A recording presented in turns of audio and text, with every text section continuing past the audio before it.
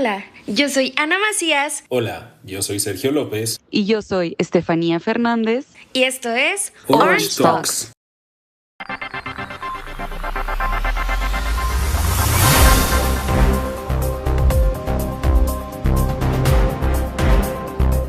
Ana, Fana, ¿cómo están? Bienvenidas a otra semana de Orange Talks. ¿Cómo estás, Ana? Hola, Checo, estoy muy contenta porque hoy tenemos una edición especial, porque aparte de que tenemos invitada, también pues es como una nueva modalidad que tenemos en Orange Talks. ¿Tú cómo estás, Fana? Hola, yo también, bien, súper emocionada de estar aquí el día de hoy con todos ustedes. ¿Tú cómo estás, Checo? Muchas gracias. Cada semana siempre me lo preguntas y hoy andamos un poquito mal de la garganta. Vamos a andar modo Lolita Ayala, pero aquí estamos, sacando México adelante. Y pues fíjense que me complace anunciarles que el día de hoy tenemos una gran invitada, toda una personalidad, la señorita Aleika Díaz, que es nuestra oficial nacional del Comité Permanente de Salud y Derechos Sexuales y Reproductivos, incluyendo VIH y SIDA. Por favor, bienvenida, Aleika, esta es tu casa. Hola, buenos días, tardes, noches, donde nos estén viendo. Estoy muy feliz de que me hayan invitado y pues contenta acá de poder participar con ustedes. Va a ser un gusto tenerte aquí. Y pues como Ana les mencionó, esta es una edición especial de Orange Talks. Entonces vamos a estar pasando un noticiero sobre salud pública. Entonces, por favor, Fana, nos conectamos contigo. Muchas gracias, Sergio. ¿Ustedes sabían que en México más del 80% de la población se automedica? Y muchas veces sin saber realmente qué es lo que contienen o qué efecto tienen en el cuerpo. Entonces, el día de hoy me gustaría comenzar hablando del abuso de medicamentos de uso común. O sea, medicamentos que te venden en la farmacia sin receta, que son accesibles y que se supone que no necesitan supervisión o seguimiento de un médico. Entonces, pues primero, ¿qué es la automedicación? Bueno, pues es cuando una persona toma un medicamento por su cuenta para aliviar algún síntoma sin receta y sin supervisión médica. Y en nuestro país se practica de una forma tan habitual que incluso estoy segura de que todos aquí, al menos más de una vez, nos hemos automedicado. Pero pues este hábito puede tener consecuencias que no siempre se sienten de inmediato. Y pues dentro de los grupos de medicamentos más automedicados, al menos aquí en nuestro país, en México, me gustaría comenzar hablando de los AINES, ¿no? Estos medicamentos, los antiinflamatorios no esteroideos, este grupo de medicamentos, pues son medicamentos que tienen propiedades analgésicas, nos ayudan con el dolor, son antiinflamatorios y son antipiréticos, o sea, nos ayudan a regular la temperatura. Entonces, pues es súper común que la gente los utilice para cualquier tipo de dolor, ¿no? O sea, dolor de cabeza, dolores musculares, dolor de tipo cólico, de dentales, etcétera, ¿no? Y bueno, unos de los ejemplos más comunes y los AINES más utilizados son el ibuprofeno, el naproxeno y el diclofenaco. Entonces, pues la mayoría de las personas piensan que por el hecho de que estos medicamentos se venden sin receta, son inofensivos. Pero la realidad es pues, que si se abusa de estos medicamentos, pueden llegar a irritar el estómago. O sea, las complicaciones más comunes pueden llegar a irritar el estómago, causar dolor, obviamente, ardor e incluso pueden llegar a causar úlceras si se utilizan con frecuencia. Y pues también pueden llegar a afectar los riñones y en algunas personas también aumentan el riesgo de problemas cardíacos. Entonces, también algo muy común y que lo comentábamos con Quique la semana pasada son las indicaciones de tomar un medicamento, ¿no? Específicamente la comida, ¿no? La indicación de tomar un medicamento después de los alimentos no es por capricho, ¿no? No es por capricho de los médicos. Principalmente, pues, se busca proteger el estómago, reducir los efectos adversos y en algunos casos incluso mejorar su absorción. Entonces, platicábamos que es súper común que las personas que aparte de que se automedican, consumen estos medicamentos en ayunas. Y luego aparte súmenle que se los toman con refrescos o con una coca o con otra bebida que no sea agua. Entonces pues es una bomba para su estómago, ¿no? Una, ya te estás automedicando. Dos, pues estás tomando este medicamento en ayunas. Y tres, te lo estás tomando con una bebida pues que no es buena para esto, ¿verdad? Entonces, pues es súper importante conocer cuáles son estos fármacos y también es muy importante identificar cuándo es momento de ir a consultar. Porque, ok, tú te tomas tu medicamento, te duele algo, te alivia el síntoma y padrísimo. Pero muchas veces se enmascaran los síntomas de una enfermedad. Entonces, pues yo creo que ese es el mayor error que tienen las personas, que se enmascaran algunas enfermedades simplemente pues por aliviar este síntoma.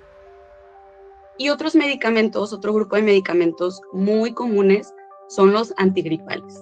Estos medicamentos que prometen aliviar 1000 síntomas a la vez, de esos que vas a la farmacia y en la cajita dice, alivia dolor, fiebre, estornudos, congestión, escurrimiento nasal, no sé qué, etcétera, un montón de síntomas. Y el problema con esto, pues, es que estos son medicamentos que juntan varias sustancias para lograr aliviar todos estos síntomas. Son combinados. Entonces, por ejemplo, tú vas y te tomas un antigripal y realmente pues son mezclas, por ejemplo, de paracetamol, más un antihistamínico, más un descongestionante. Y justo por eso se utilizan tanto, porque cuando nosotros tenemos gripe, pues viene acompañado de muchas molestias, ¿verdad? Todos estos síntomas juntos. Entonces, pues el problema más común es realmente no leer las etiquetas y tomar más de un medicamento a la vez. O sea, por ejemplo, te tomas un antigripal de estos combinados y trae, por ejemplo, paracetamol, ¿no? Trae paracetamol, te lo tomaste, pero no leíste la etiqueta, entonces no te diste cuenta qué es lo que te estás tomando. Y luego aparte vas a tu alacena y te tomas un paracetamol. Te vuelves a tomar un paracetamol y luego te tomas 2 porque si no, no te hace. Entonces, pues ya es una dosis muy alta de paracetamol que puede subir el riesgo de los efectos adversos e incluso, bueno, en el caso del paracetamol llega a afectar el hígado o incluso una intoxicación, ¿verdad? Entonces, pues este es el problema con este tipo de medicamentos y no específicamente el paracetamol, ocurre con muchísimos otros fármacos, ¿verdad? Entonces, pues sí alivian los síntomas súper padre, pero pues realmente es súper importante leer las etiquetas y pues no abusar de ellos, porque pues ese es el tema, ¿verdad? Abusar de los medicamentos. No está mal que te tomes una pastilla, que te enfermes y te tomes algo, lo que está mal es abusar de ellos y hacerlo con muchísima frecuencia sin la supervisión de un médico. Y bueno, ahorita yo sé que algunos de ustedes han estado enfermos en estas semanas, en estos días, y me gustaría preguntarles, ¿ustedes se han automedicado? Ana, Sergio, que sé que ahorita están enfermos, o Aleika, ¿cómo ven ustedes este tema de la automedicación, por ejemplo, ahorita con los antigripales? Híjole, creo que no falta la tía, la abuelita que te dice de que, ay, mijo, tómate la vitamina C, mijo, cómale mucha naranja para que no le dé gripa, ¿no? O así de que a alguien le da gripa y ya le están dando los tés, ya le están dando el paracetamol, ya le están dando el antifludes, que pues sabemos que hay varios de estos medicamentos que pues sabemos que ya no son vigentes actualmente para la gripa, por ejemplo, el antifludes que tiene amantarina y otro tipo de medicamentos que pues realmente no sirven para la gripa. Entonces, creo que sí es pues bastante peligroso porque no dimensionamos los riesgos y pues igual sí, obviamente en algún momento me he automedicado, así de que para los cólicos, pero igual yo soy más así como de que medios físicos, ¿no? Así de que la toallita caliente, así para disminuir el dolor de los cólicos, o así si me duele la cabeza, digo, a ver, me tomo una pastilla o tomo agua y descanso, y ya, y normalmente después de eso ya remiten los síntomas. Entonces traten de hacer eso cuando les duela la cabeza. Tomen agua y descansen y normalmente se quita el dolor. Yo siento que esto de la automedicación se da mucho en estudiantes de medicina y de ciencias de la salud, porque decimos, no, pues, así como los memes, ¿no? De, te sientes mal, pues lee tus notas. Y pues leo mis notas y yo sé que tengo que tomarme mi paracetamol y así, por ejemplo, pues para las gripitas. Entonces siento que sí es una mala práctica, pero pues que sí es muy común, ¿no? En el área médica. Yo Claro, por decir muchísimas gracias. en mi caso, Fana, pues, o sea, como ya les había comentado, pues mis papás están dentro del área de la salud, pero esto es ventaja y desventaja también, porque a veces es como de que, sí, pues ya no necesitas ir a consulta, pues nada más tómate esto. Y incluso hace poquito, o sea, como estaba enfermo, mi papá me dijo de que, mira, tómate este, o sea, no era medicamento como tal, pero era un suplemento, ¿no? Y me decía, tómate este suplemento para que te quite de que la gripa, la tos y todo esto. Entonces, como que empecé a dudar y dije, lo voy a buscar para qué sirve este suplemento de verdad, ¿no? Entonces lo empecé a buscar y dije, esto ni siquiera es para gripa ni para tos, o sea, esto es una cosa completamente diferente. Y empecé a leer las contraindicaciones y decía, si tomas este medicamento y esto puede provocar sangrado, puede provocar esto, entonces le dije, mira, en primera no sirve para eso. En segunda, tiene estas contraindicaciones y me dijo, pero no estás tomando nada de eso. Le dije, pero es importante saberlo nosotros también, el que estamos tomando y cómo interfiere, porque a veces tendemos mucho a nosotros a recomendar cosas de que, es que a mí me funcionó esto, y a lo mejor a veces es casualidad de que, no sé, ya estuviste tomando medicamento 5 días y en el sexto te tomaste de que el suplemento y dices, no, es que el suplemento buenísimo, en un día me quitó todo. Entonces vas y se lo recomiendas a otra persona, pero como decíamos en el episodio pasado, ¿no? O sea, los tratamientos son individuales y no son de que lo que te funciona a ti le funciona a todo el mundo. Entonces tiene que ser de que especializado para cada persona. Entonces, pues hay que tener cuidado con eso, ¿no? O sea, si vemos que no estamos mejorando cuando nosotros nos estamos checando, nosotros nos estamos automedicando, pues ir con un médico. Claro, y también algo muy importante que acabas de mencionar es que igual esta práctica se utiliza muchísimo porque las personas dicen, ¿para qué voy al médico si ya sé lo que me va a dar? Entonces mejor me lo tomo yo. Y me tomo 2, me tomo 3, pues para que me haga efecto más rápido. Entonces, pues sí es súper importante no automedicarse, ¿verdad? Con cualquier tipo de medicamentos. Y bueno, otro grupo de medicamentos también que me gustaría abarcar, que son muy conocidos, son los IBP, los inhibidores de la bomba de protones, como por ejemplo, pues yo creo que el que todos conocemos, pues es el omeprazol, ¿no? Estos tipos de medicamentos, pues disminuyen el ácido del estómago y se utilizan, pues, por muchas personas porque ya sea que sienten ardor en el pecho, en la garganta, en el estómago, e incluso creen que tomar una pastilla todos los días es la solución. Conozco muchas personas que, ya sea antes o después de comer, siempre es de que un omeprazol todos los días, un omeprazol, incluso varias veces al día, aunque no tengan ningún síntoma, ¿verdad? También es una creencia muy común de que, me voy a tomar un omeprazol todos los días, no sé, cada comida, para cuidar mi estómago. Y pues realmente no, o sea, ¿qué es lo que le pasa al cuerpo cuando se utilizan sin cuidado? Bueno, lo que pasa es que pues el estómago produce menos ácido, ¿verdad? Y esto puede llegar a afectar la absorción de ciertas vitaminas y minerales, y la complicación más común del uso prolongado y sin supervisión de los IBPs es el déficit de la vitamina B12 específicamente, debido a la disminución del ácido gástrico que justo es necesario para su absorción. Entonces, esto nos va a traer como consecuencia cansancio crónico, debilidad, mareo, hormigueo en manos y pies, problemas de memoria y concentración, anemia, etcétera, ¿verdad? Entonces, otra de las complicaciones frecuentes también es el aumento del riesgo de infecciones gastrointestinales. ¿Por qué? Porque el ácido que tenemos en el estómago también ayuda a eliminar estos gérmenes, ¿verdad? Entonces, si nosotros estamos consumiendo muy constantemente este tipo de medicamentos que lo que hace es que el estómago produzca menos ácido, pues vamos a ser más propensos a tener infecciones gastrointestinales. Entonces, funcionan bien, sí, cuando los receta un médico, cuando están controlados, pero su uso prolongado sin seguimiento pues puede traer efectos no deseados. Y bueno, pues ya para cerrar con este tema y pasar al siguiente, me gustaría mencionar también pues qué es lo que se espera para este año 2026 en cuanto a este tema de los medicamentos, ¿no? Y es que pues si no se acompaña la automedicación con educación y supervisión profesional, el mal uso de estos medicamentos pues va a seguir creciendo y podría llegar a aumentar la carga de problemas principalmente digestivos, renales y pues reacciones inesperadas, saturando así más los servicios de salud que ya están bajo presión.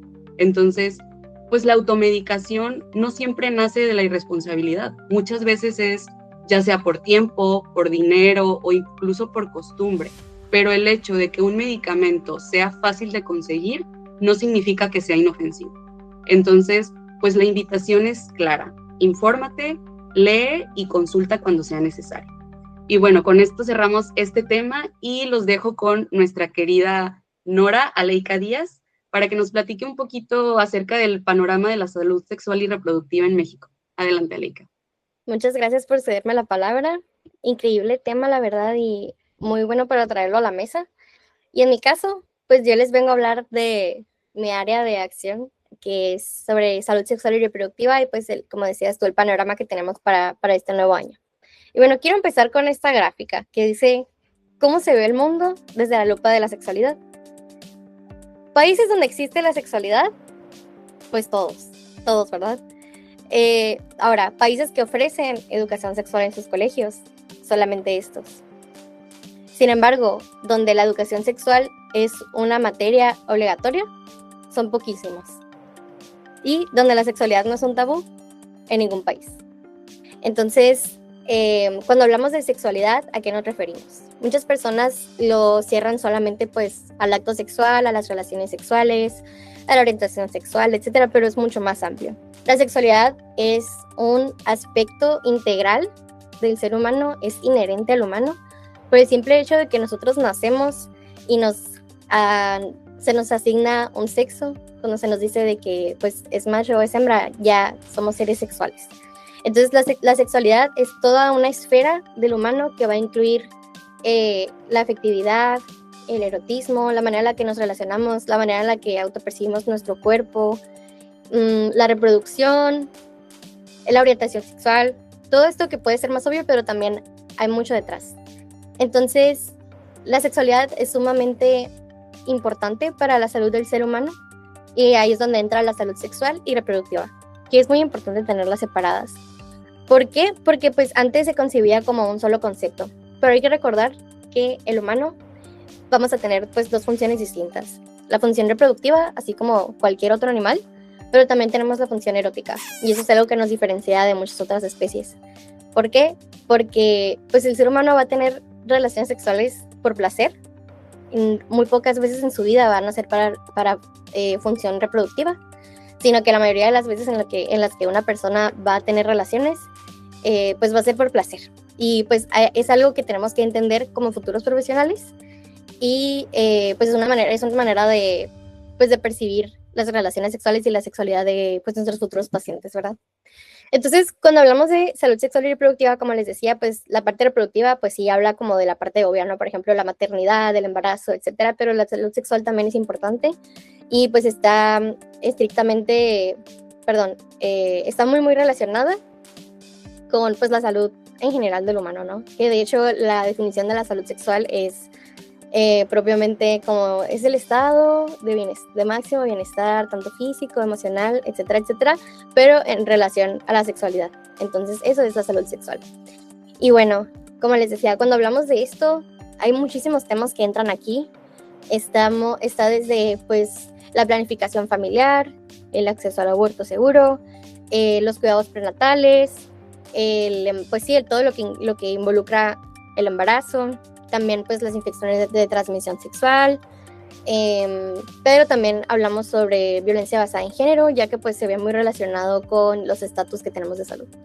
Y eso también está muy, muy relacionado con la salud pública. Entonces, gracias por darme un espacio aquí yo siempre digo que pues escoba escuela están muy, muy relacionados, ya que pues hablar de sexualidad y hablar de salud sexual y reproductiva está completamente ligado a la salud pública. Por ejemplo, cómo la mortalidad materna es un indicador del desarrollo de un país, o cómo pues las infecciones de transmisión sexual son como que todo un tema aparte en epidemiología por todo el factor social que tiene, el factor del tabú. Entonces es muy interesante, la verdad, y yo siento que por eso tenemos como todo un comité aparte, o todos estos temas se ven como que desde una lupa distinta, y aquí es agregarle pues estos factores sociales, ¿no? Porque pues por todo el tabú que existe, no solamente en los temas más obvios como lo sería, no sé, la orientación sexual o el VIH, que son como temas muy conocidos que tienen como algún grave tabú, pero si se ponen a pensarlo, incluso hay muchos temas, por ejemplo, el embarazo o la lactancia materna, que van a tener como cierto grado de estigmatización, o que va a haber una barrera social para que las personas no hablen de esos temas. Y bueno, ¿qué se viene para el 2026 o qué es como lo siguiente? La verdad es que se podría decir que hemos avanzado bastante en estos temas en comparación a años anteriores, pero aún hay muchísimo que falta por hacer. Por ejemplo, aquí en México, en cuanto a aborto, hasta el momento tenemos 23 estados en donde está despenalizado el aborto, pero la despenalización no significa que haya acceso. O sea, que el hecho de que esté despenalizado no son servicios disponibles. Entonces, a pesar de que ya hemos tenido ese logro y que todavía nos faltan unos pocos estados por despenalizar el aborto, igual hay que buscar una manera en la que pues estos servicios ya estén disponibles, ¿no? Porque de qué sirve que, ok, no me van a perseguir por tener un aborto, pero ¿cuál es la manera en la que tú me vas a garantizar de que lo voy a tener de manera gratuita y de manera accesible, que va a poder ir a mi centro de salud o a una clínica especializada o al hospital a tener un aborto, y que lo voy a tener pues en forma, ¿verdad? En como debe de ser. Entonces, hay como varios detalles de este tipo que tenemos que seguir trabajando. La base de todo, la verdad, yo creo que, y pues es demostrado que es la educación sexual integral, porque no sirve de nada, por ejemplo, tener anticonceptivos gratuitos en todos los centros de salud, en todos los hospitales, si las personas no van a querer acceder a ellos, o ni siquiera van a saber que pueden acceder a ellos, para qué les van a servir, cuál es el mejor método para esas personas.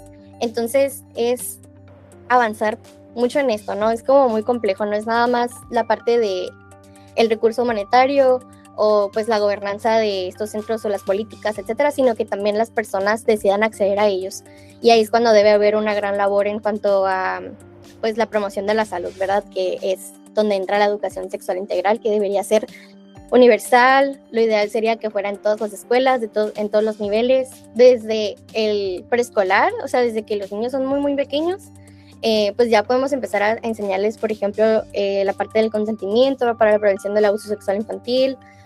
Y pues a medida que crecen son muchos más temas los que se van involucrando, ¿verdad?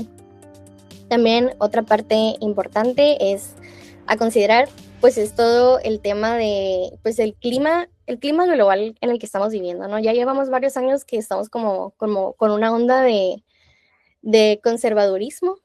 Y pues ahora que Estados Unidos anda con todo, hace poquito, bueno, ahora que estaba preparando la información para el podcast, estuve leyendo sobre una política que tiene Estados Unidos que casualmente se llama Mexico City Policy, pero se llama así porque fue algo que se consensó hace unos años. La verdad, yo no sabía sobre esto, pero pues es prácticamente como una política que tiene Estados Unidos en la que dice que para poder financiar a organizaciones que trabajan en temas de salud, no deben de abordar el tema del aborto como método de planificación familiar, ni como promocionarlo como algo que debería ser accesible, gratuito, etcétera. Es simplemente, o sea, una restricción, ¿verdad? Es como una condición que está poniendo Estados Unidos de que si hablas de ese tema, no te voy a financiar. Entonces es como las organizaciones las pone como en un estado crítico, en una balanza de decidir en cuanto pues abordar el tema o no, por el hecho de que pues todo el mundo se mueve con dinero, ¿verdad? Lamentablemente en este mundo capitalista. Y pues la verdad es que me impresionó muchísimo, incluso pues al principio era solamente sobre aborto. Esta política se instauró desde 1984 y pues después se revocó, pero cuando entró Donald Trump otra vez en su primer mandato lo volvió a instaurar. Y ahora en su segundo mandato otra vez lo instauró, pero ahora también le agregó que estas mismas organizaciones tampoco pueden trabajar en temas de diversidad, de equidad e inclusión, derechos de personas trans y no binarias y lo que el gobierno califica como la ideología de género, ¿no? Que es una manera muy fea de llamarle pues a todo el movimiento LGBT o los derechos de las personas LGBT más. Entonces, todavía que ya había una restricción en cuanto al tema de aborto, pues ahora todavía le añadió más temas y pues que pone una limitante enorme, ¿verdad? También hablando un poco como a nivel de América, afortunadamente el Fondo de Población de las Naciones Unidas pues destinó para este año, se solicitaron 62.9 millones para sostener servicios básicos en 8 países de América Latina y de Caribe, principalmente aquellos que son considerados como que están pasando por crisis humanitarias, ¿no? Que crisis humanitaria se puede hablar desde violencia, grandes tasas de migración, por ejemplo, lo que está pasando en Venezuela, la violencia en Colombia, en Haití, incluso México, o sea, aún no está considerado como, no es una crisis humanitaria oficial, pero se podría decir que sí. Entonces, justamente, pues, esta sección o este como comité, digamos, de las Naciones Unidas es quien se encarga de todo el ámbito de la salud sexual y reproductiva. Entonces, pues, para este año son casi 63 millones lo que se va a destinar para, pues, para este ámbito, ¿no? Sobre todo, pues, servicios de métodos de planificación familiar, campañas de educación sexual, pues promoción del aborto seguro, violencia basada en género, etcétera. Entonces, aún nos falta mucho para avanzar, como les decía, pero hay cosas buenas, hay cosas malas. Desde nuestra parte, pues la verdad yo creo que lo principal es la promoción a la salud, el seguir desestigmatizando y sobre todo pues conocer un poco sobre pues todo lo que hay que continuar trabajando. Y como les digo, o sea, la salud sexual y reproductiva es muy, muy amplia, o sea, está desde el tema de VIH, pues los derechos de la mujer, la salud sexual, pues propiamente, o sea, como la función sexual, la infertilidad, que también ese es un tema muy dejado de lado, la lactancia materna. Son temas muy, muy amplios, muy importantes y que son fundamentales para el ser humano, pero que aún falta mucho por hacer y pues espero que hayan aprendido un poco y que se hayan impresionado tanto como yo con estas nuevas políticas y como el clima como lo tenemos aquí en nuestro continente.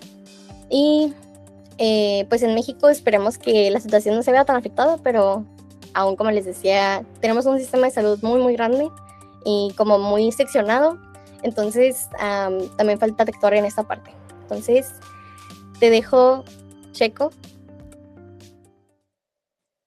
Muchas gracias, Aleika. Nos comentan en cabina que tiene por ahí el público una pregunta para ti. ¿Podemos pasar con la pregunta? Adelante, sí, claro. Gracias, Checo. Sí, acá en la cabina nos preguntan para nuestra Nora. Aleika, ¿qué barreras sociales crees que existen para el acceso a métodos anticonceptivos en nuestro país? Uy, muy buena pregunta, la verdad. Es que hablar de factores sociales, o como se conoce en salud pública, que son los determinantes sociales de la salud, es todo un otro tema que incluso podrían hacer un tema de ese podcast si me invitan, porque a mí me encanta hablar de esto, la verdad. Pero pues sí, o sea, los factores sociales son muy amplios, van desde lo más obvio como la educación, tanto hablar de educación sexual integral como pues educación básica, por el hecho de no tener pues un nivel tan avanzado de estudios, no vas a conocer como de estos temas de salud. Y es lo que les mencionaba ahorita, o sea, puede que tengas los millones de views y de implantes subdérmicos en tu centro de salud, pero si las personas no saben que pueden acceder a ellos o para qué los necesitan, o que no les van a hacer daño, que no los van a hacer infértiles, etcétera, etcétera, ¿para qué las personas van a acceder a ellos, no? También, pues, otro factor importante es el género, que en este caso, pues si se ponen a pensar, el 90% de los anticonceptivos están dirigidos para personas con vulvas, con úteros. Entonces, esto pues es una gran limitante, ya que nos pone a las mujeres como pues responsables únicamente de un embarazo o de las relaciones sexuales y pues que aparte hay muy pocas opciones para el hombre, ¿no? Más que el condón, la vasectomía, que entre una vasectomía y una OTB pues es mucho más preferible una vasectomía, los hombres salen caminando y muy campantes, y aún así muchas veces pues son las mujeres quienes acceden a este método pues más permanente, ¿verdad? Entonces, pues es el factor de la, como les digo, de la educación, también la clase social, incluso el territorio, o sea, si estás alejado pues de los centros de salud o de las escuelas, o sea, todo está relacionado. Recordemos que estos factores pues son dinámicos y están interconectados. También pues la violencia de género, lo mismo que les digo, o sea, el hecho de que se le culpe únicamente a la mujer por el embarazo, por no cuidarse, cuando esta responsabilidad recae únicamente en la mujer, pues es también una clase de violencia. Entonces, pues son muchísimos factores, pero yo creo que esos serían los principales. Gracias por la pregunta, muy interesante. Muchas gracias, Aleika. Tenemos algo más. ¿Brotes de sarampión? Vamos con Ana Macías. Ana, ¿qué tienes que decirnos al respecto? Esta que nos lleva a la que nos trajo con el sarampión en México. Actualmente tenemos un brote de sarampión sin precedente en décadas, con miles de casos y varias muertes desde su inicio en febrero del año pasado. Este brote se originó con un caso importado desde Chihuahua y pues desde ahí se ha expandido, ¿no? Y actualmente ya surgió el primer fallecimiento de sarampión en México del año gracias a este brote, ¿no? Ya existe actualmente en las 32 entidades federativas de México y ha superado los 7,000 casos confirmados. Y de igual forma ya tenemos muertos, hay 24 muertes y pues les comenté, ¿no? Que ya tenemos el primer muerto en este año 2026. Las autoridades sanitarias han reportado que más del 90% de los casos ocurrieron en personas sin antecedente de vacunación. El estado de Chihuahua ha sido el epicentro de este brote con la mayor cantidad de casos. Este rebrote se produce en un contexto regional más amplio que pues está más que nada no solo en México, sino también en la región de las Américas, con múltiples países reportando casos, ya sea Canadá y Estados Unidos principalmente.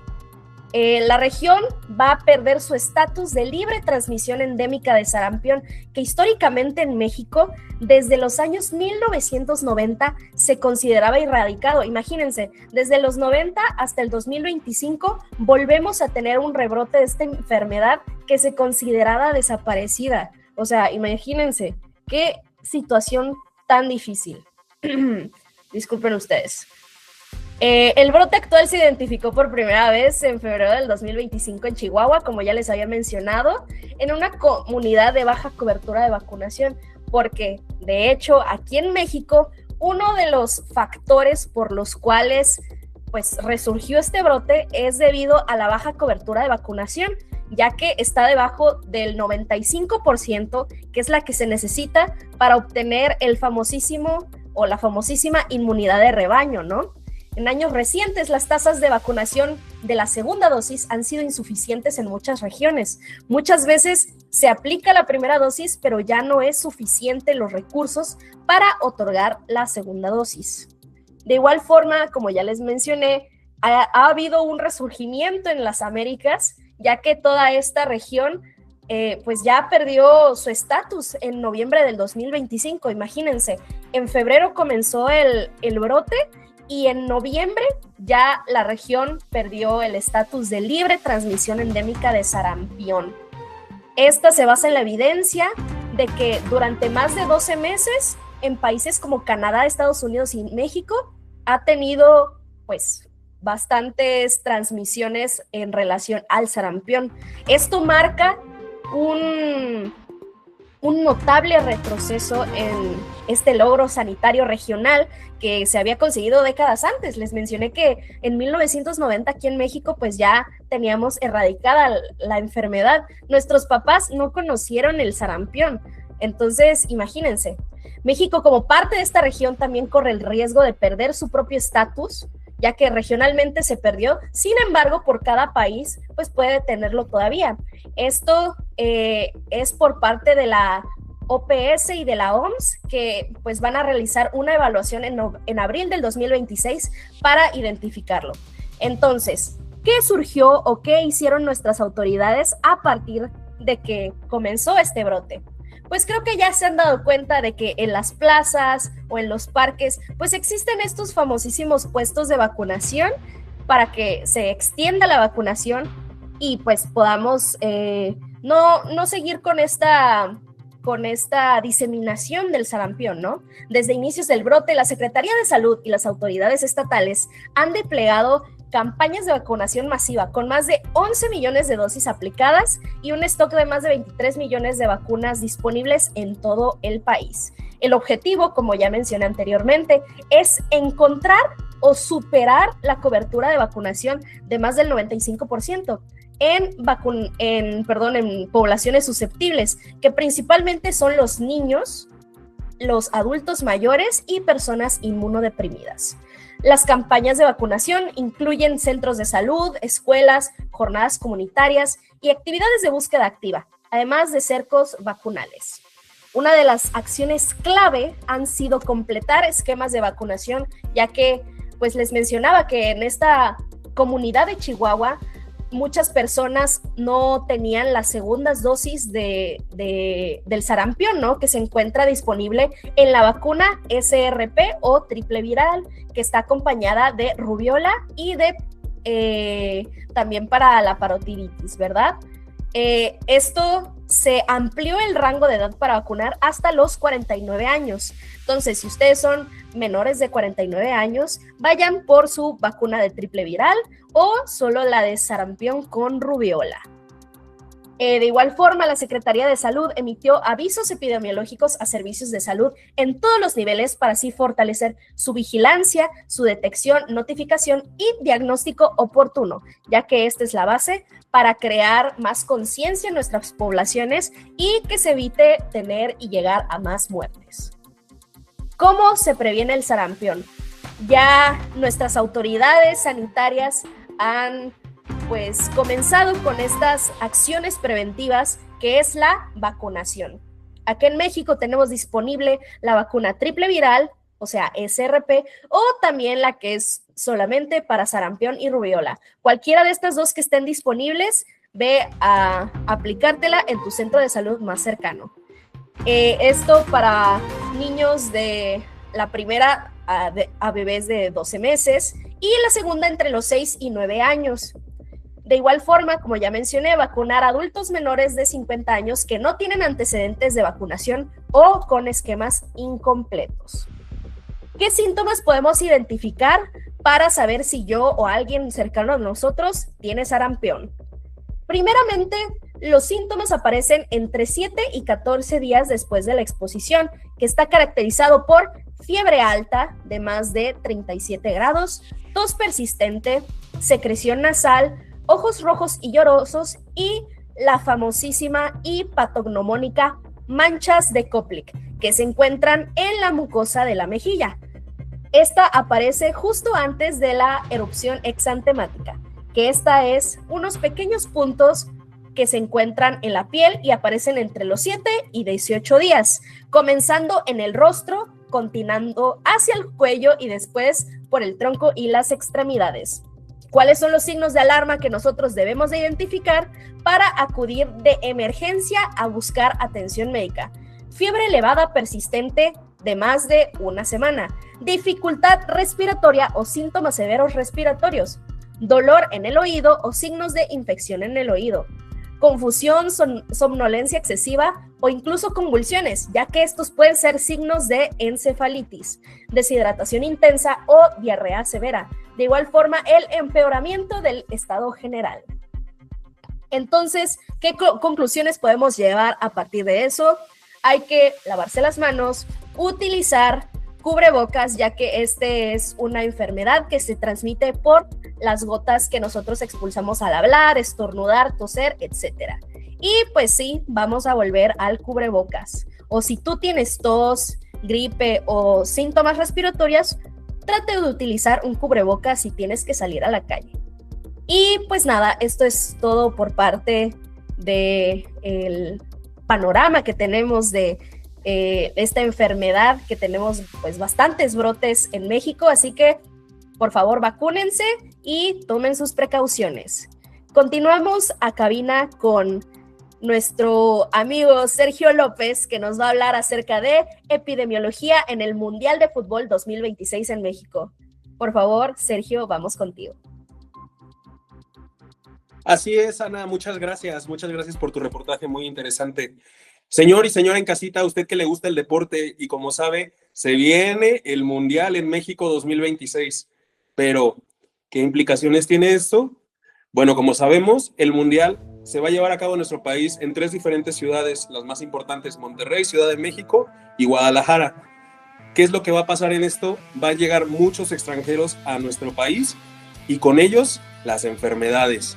Entonces, no estamos hablando solo de miles de personas, vamos a hablar de millones de personas que van a ingresar en nuestro país con quién sabe qué enfermedad y nosotros también, quién sabe qué les vamos a pegar, que se lo van a llevar a casita ellos. Entonces, vamos a hablar sobre este tema que es muy importante. ¿Por qué? Porque normalmente son enfermedades que pueden ser prevenibles con vacunación. Así como estuvo hablando Ana sobre todo esto del esquema y tener nuestras vacunas en orden. ¿Qué pasa? Nosotros al no tener un esquema completo, somos más propensos a tener estas enfermedades. Y pues justo el tema de Ana, ¿no? El sarampión es lo que se está viendo que va a ser una de las grandes preocupaciones para el sistema de salud de nuestro país, porque por este brote que ha estado existiendo en este corto tiempo, ¿no? Entonces, necesitamos que por favor todos tomen sus medidas, sus precauciones. ¿Por qué? Porque no solo es el sarampión, también estamos hablando de la tosferina.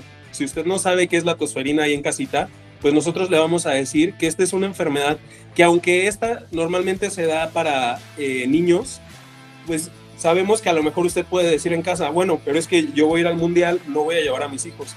No, ese es el problema. Tampoco el problema es que vaya a haber niños en el estadio, sino que la gente, o sea, no solo va a ser el mundial, va a ser una visita turística muy masiva para nuestro país. Entonces, va a haber personas en lugares turísticos, en las calles, en los puestos de comida, en restaurantes, en antros. Entonces, ¿qué va a pasar? Que estos niños, nosotros mismos podemos llevar a casita el virus. Y este virus es un virus que se transmite de persona a persona a través de las gotas respiratorias, al toser, al estornudar o al hablar. Incluso el hecho de que nosotros tomemos el transporte público, podemos estar contaminando a nuestra familia, podemos contaminar a otras personas sin nosotros saberlo.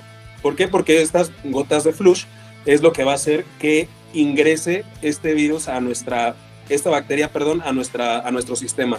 Ahora, ¿cómo podemos nosotros prevenir esto? De la manera que se nos ha dicho, lavarnos bien las manos, usar cubrebocas si sabemos que estamos teniendo síntomas, acudir al médico.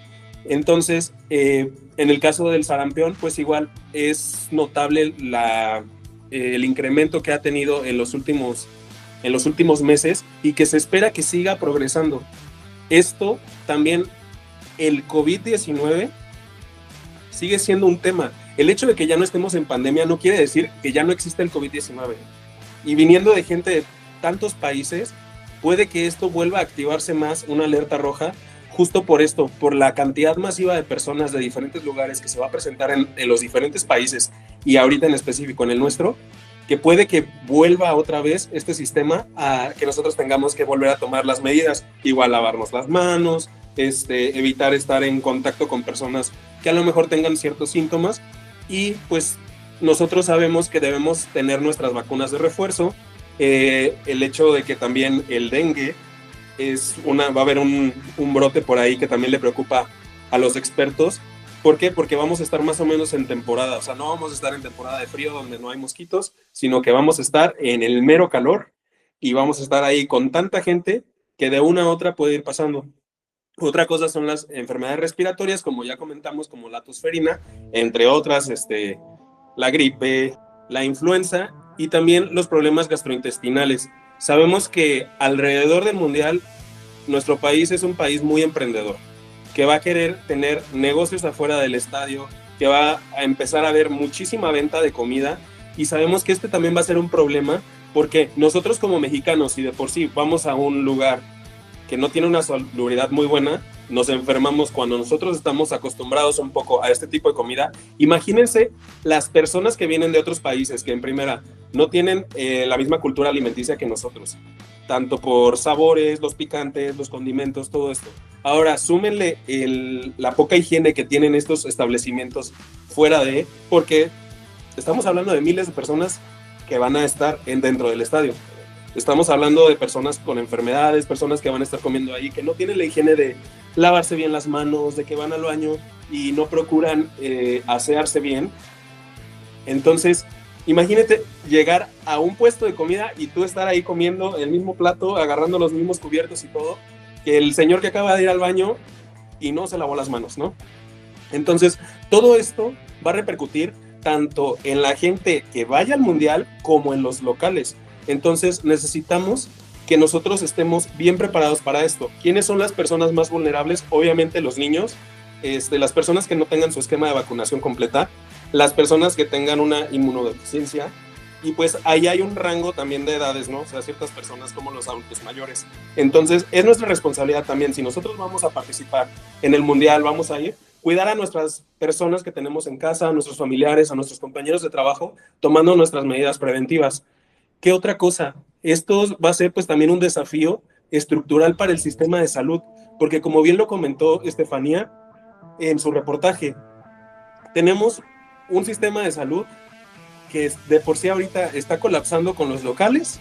Ahora imagínense con miles de millones de personas que van a estar llegando a nuestro país y que van a estar obviamente también personas que se van a enfermar, que va a haber accidentes, que va a haber todo.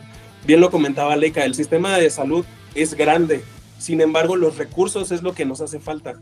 ¿Por qué? Un artículo nos comentaba que el problema del que las personas no tengan su esquema de vacunación completo no es tanto por falta de conciencia, a veces son los recursos que no existen y que por esto la gente no puede tener su esquema completo o que en su momento no lo pudieron tener. Entonces, ahora vamos a hablar de algo que también es muy importante y que a lo mejor nosotros solo lo llegamos a pensar, pero no se ha estado verbalizando del tal. Y vamos a ocupar la ayuda aquí de nuestra oficial nacional, Aleika Díaz, que nos hable un poquito sobre todo este tema que va a haber en el Mundial con las enfermedades de transmisión sexual. Porque claro que va a llegar mucha persona extranjera y pues sabemos que a nuestro pueblo le gusta probar cosas nuevas. Entonces, Aleika, ¿nos puedes dar tu opinión sobre este tema de cómo las personas se pueden proteger en casita y qué opciones tienen aparte de los métodos anticonceptivos para que ellos puedan tener opciones y que disfruten del mundial? Sí, claro, con mucho gusto. Pues sí, suele pasar y, por ejemplo, lo vemos cuando hay personas que viajan o que se van de intercambio, que quieren ahí juntar banderitas, ¿verdad? Entonces, pues es normal, como les decía ahorita, hay que aceptar la sexualidad de nuestra población, pero que sea pues de manera responsable e informada. Entonces, no nada más son las infecciones de transmisión sexual, sino también pues embarazos no deseados, lo que puede pasar con las principales consecuencias en este caso, que pues tenemos los métodos anticonceptivos obviamente, pero pues lo principal, tanto para la prevención del embarazo, pero más que nada para la ITS, pues va a ser el uso del preservativo, ¿verdad? Que ahí arrobo a mis oficiales locales del centro, para que si se quieren pasear ahí por el mundial entregando condones, pues estaría ideal. O los de Scope también. Entonces, a lo que iba también es que, como me decías, otros métodos aparte de pues estos el de barrera, que es el preservativo. Y en cuanto a lo que me mencionas tú, más específicamente ITS, y que pues no nada más tenemos el método de barrera, que es el principal, pues también ahora es muy importante que demos a conocer y que las personas sepan que existe el PEP y el PrEP, que estos son en relación a específicamente el virus de inmunodeficiencia humana. Entonces, el PrEP pues es profilaxis pre-exposición, como lo dice su nombre, en el que las personas van a poder acceder a este tratamiento si así lo desean. Más que nada, este es accesible o se busca más que lo obtengan personas con mayores factores de riesgo, por ejemplo, trabajadores sexuales o que tienen relaciones con personas seropositivas que no están en remisión, etcétera, etcétera. En el que pues lo que va a pasar es que prácticamente es tomar el antirretroviral como si ya tuvieras el VIH, y lo que pasa es que si te llegaras a exponer a él, pues tu cuerpo no lo va a desarrollar. Entonces es como una manera preventiva, digamos como una vacuna, pero sí consiste en tomar el tratamiento como cualquier otra persona en tratamiento antirretroviral. Ahora, después está la profilaxis post-exposición. Ese se recomienda en las primeras 72 horas después de una relación sexual en la que se haya mantenido pues riesgo, ¿verdad? Que simplemente pues por no utilizar ningún método de barrera ya se considera relación de riesgo, y todavía incrementa más pues si la persona es seropositiva y que no esté en tratamiento. Entonces, por ejemplo, pues muchas veces pues en estos entornos se utilizan drogas o simplemente alcohol, que esto hace pues que las personas tengan conductas de riesgo, y pues si llegara a pasar algo de este estilo, pues pueden acudir por su PEP en cualquier centro de salud, los pueden redireccionar, o idealmente pues sería en un centro ambulatorio para la prevención y tratamiento de VIH y otras ITS, que son los CAPACITs. Estos pues hay uno por entidad. Entonces, o también en los SIMS se puede acceder al PEP y también al PrEP. Entonces, si les interesa, pues yo les recomiendo que busquen un poco más. Es accesible, es gratuito. Es simplemente pues buscarlo y también dar a conocer del tema, porque es lo mismo que les decía ahorita. Podemos tener PrEP y PEP disponible, pero si las personas no conocen que pueden usarlo, pues no se va a ocupar. Y aparte del PrEP también existe el DoxyPEP, que es a base de doxiciclina, la cual es la que es muy útil para atacar otras ITS como clamidia, gonorrea. Entonces ese también se usa como post-exposición. Aparte no es nada más para VIH, también para otras ITS. Y todo con consentimiento, recuerden. También es importante cuando estamos hablando de esto. Claro que sí. Muchas gracias, Aleika. Muy interesante esta información. Entonces ya sabe, señora en casita, si va a meter gol, mínimo que el portero traiga guantes. Información que cura. Buenas tardes. Bueno, y ya para finalizar, me gustaría agradecer a nombre de todo el podcast a nuestra invitada del día de hoy, Aleika Díaz. Muchísimas gracias, Aleika, por estar aquí el día de hoy con nosotros, por compartirnos un poquito de tu tiempo y de todo tu conocimiento. Ay, yo con mucho gusto. Gracias por invitarme y considerarme como su primera invitada. La verdad que fue un placer, me la pasé muy bien. Entonces, cuando gusten, podría estar de vuelta. Gracias, Aleika. Y bueno, hasta aquí el reportaje del día de hoy. Muchas gracias a todos los que nos sintonizaron y nos vemos a la próxima. Y bueno, yo soy Fana. Yo soy Ana. Yo soy Sergio. Yo soy Aleika. Y esto fue Orange Orange Talks. Adiós, Jacobito. Buenas tardes.